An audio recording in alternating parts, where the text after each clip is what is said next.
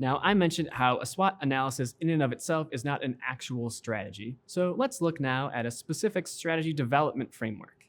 This framework is broken down into 5 concrete steps for developing a strategy and actually executing on it. No different than the product development cycle, the first step is to do some research to understand your business environment. Doing a SWOT analysis is a great way to start in this first step to understand your business and your business's positioning within your current industry.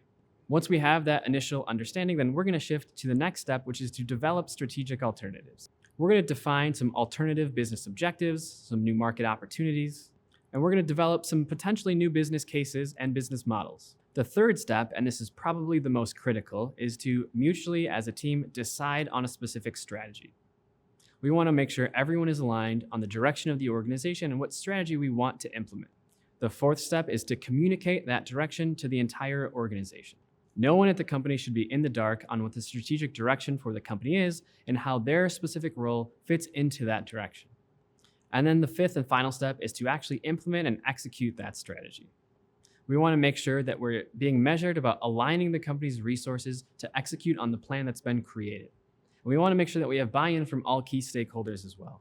Similarly to tracking the efficacy of a product launch through objective benchmarks of success, we want to have objective milestones to make sure that our strategy stays on track as well. As you're formulating the strategy, there's basically 3 core questions that you want to be able to answer. The first is, what is our strategic objective?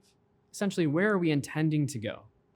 The second is, what is the actual strategy to accomplish that objective? Put another way, how do we intend to get there?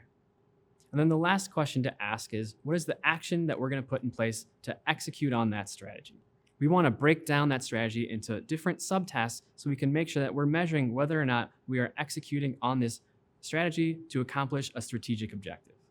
Use this framework to your advantage as you're creating new strategies to make sure that you're understanding all these scenarios that are involved, you're communicating to the people as necessary, you're disseminating that communication company-wide, and you have an action plan to execute.